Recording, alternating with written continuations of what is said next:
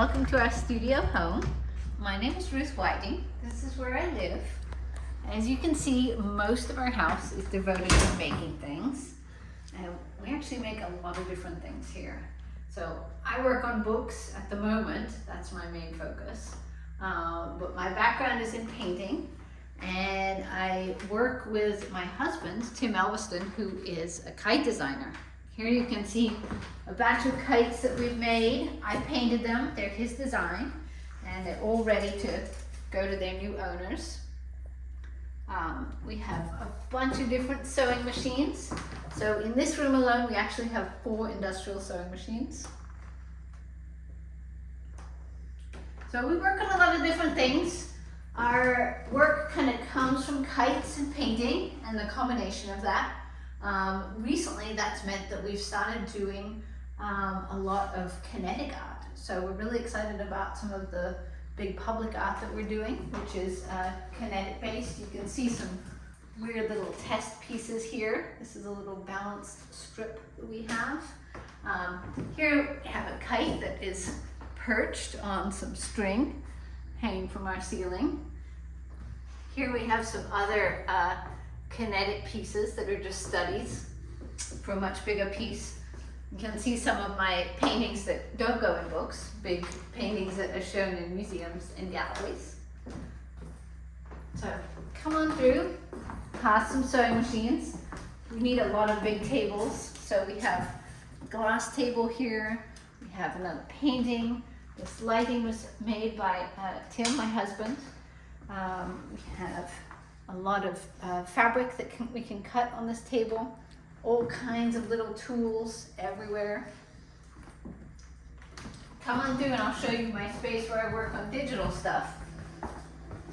I actually share it with my son. This is his room. And he sleeps up there in that little bed we made. He's got a nice little trapeze here, because obviously you need a trapeze. And over here, this is my computer where I do lots of emails. Pretty much anything you do in life, you have to do emails. So being an artist is no exception. At the moment, I'm working on Lonely Bird 2, but I have Lonely Bird 1 here on my desk. And you can see this is what it looks like when I'm working on a digital file. These are all scans of oil paintings that I did, and I've put them into the book on the digital file. Up above and around my computer, I have a lot of things that inspire me. I call this my crazy person wall, because in movies when people go crazy, they always do this, right? They put lots of pictures up, they draw string connections and that kind of thing. I'm not that kind of crazy, but I do like to connect images. And some of these images are really old. I've had them for a long time. Some of them might have been made yesterday. And every now and then I'll look up and I'll think about the different connections that I see. Lonely Bird is also a collector, and she collects all kinds of things. So we have a lot in common.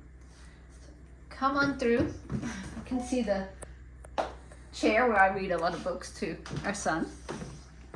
Come on through and I'll show you where I paint Lonely Bird.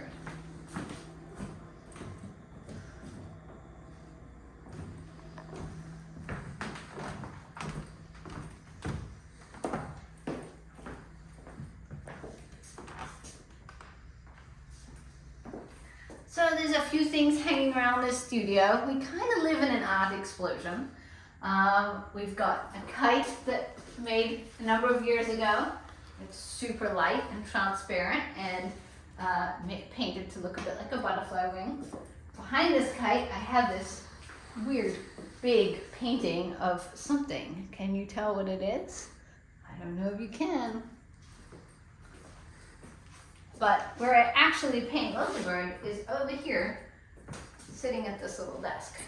And I've prepared a page. So every painting in Lonely Bird is painted first with this crazy bright red color. And then I paint green on top of it to make it black. So here are a few older paintings of Lonely Bird. These are not going to be in the book, but they kind of show you the style that is in the book. These are all my paints. And this kind of shows you the colors I use the most. Pretty much everything I do is done with basically those colors.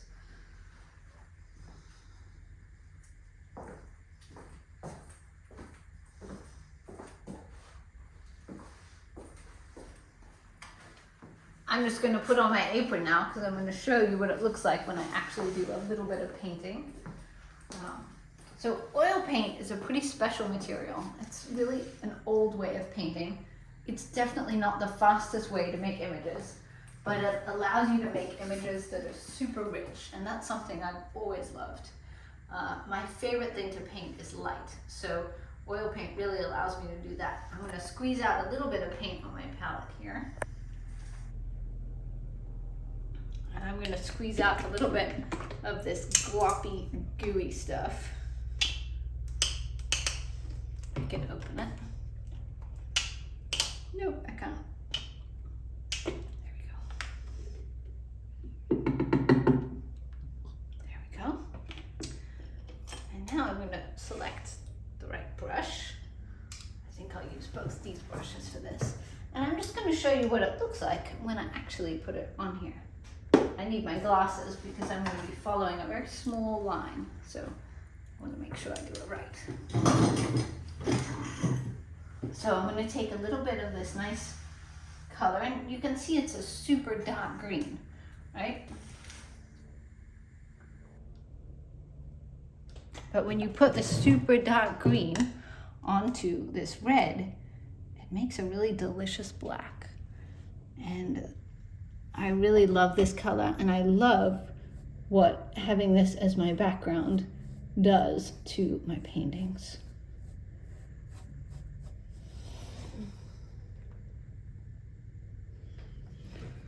I'm going to get my paint just the right consistency so I can draw a nice smooth line. And I'm following a little pencil line that I carefully put on here yesterday, and then I carefully painted over it so I would end up with this nice red edge.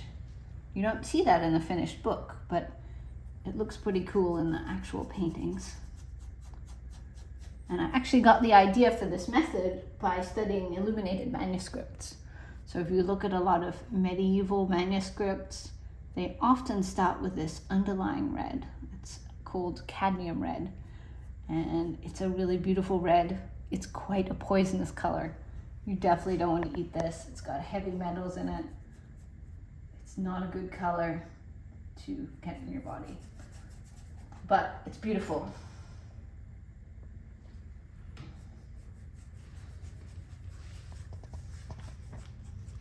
So I basically do this, and after I've done the whole thing, I'm not going to do that now, I'm ready to let that dry, and then I can transfer my image, that is the image I want to paint, onto here, and I can start the actual painting process. So really behind every single painting, there's like so many steps before you even get to start putting the image onto the paper. But I really enjoy the process, so I'm very happy to be making a book this way. Let me show you a few of the other things that I have to do to get the image.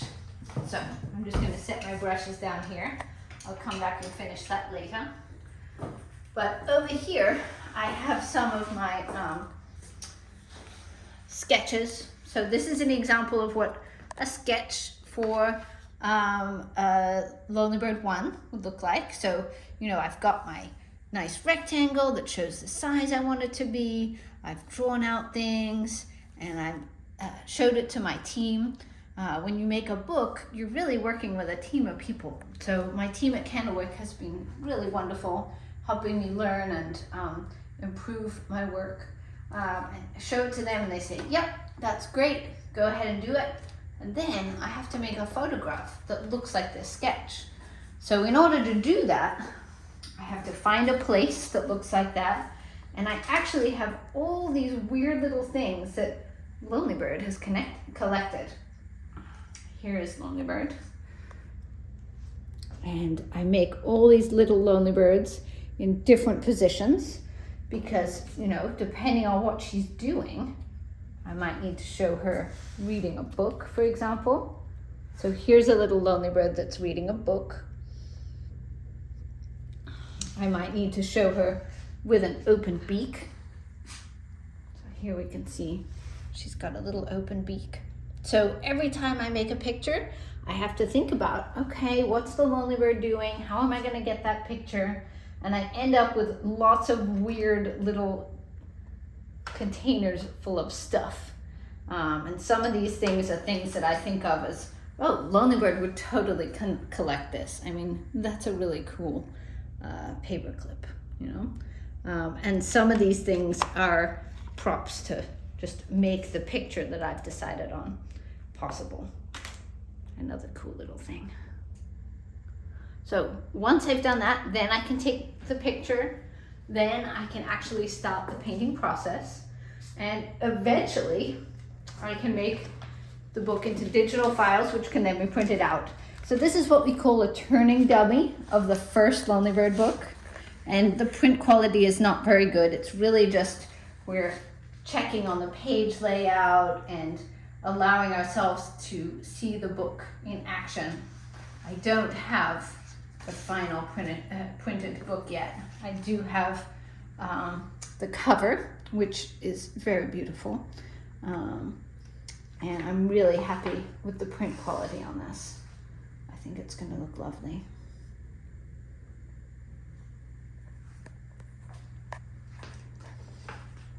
So as you can see, a lot goes into Lonely Bird.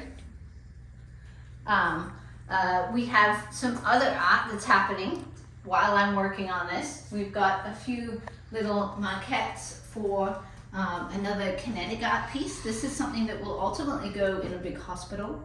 And these are just little studies of color.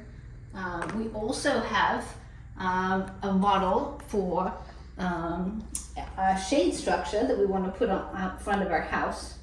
I think Lonely Bird would actually like to visit that, and sometimes she does. Oh, she's fallen over. Over here we have a really cool thing that Tim is working on. This is a chess set all made out of wire. So he's working on that for our son. But you can look all around this table and see all the different tools we have for making stuff. So whenever I need to make anything for Lonely Bird, I probably have the tools and the method for making it. I just need to figure out what they are. But thanks so much for coming to see inside my studio, and I hope you enjoy Lonely Bird, the book.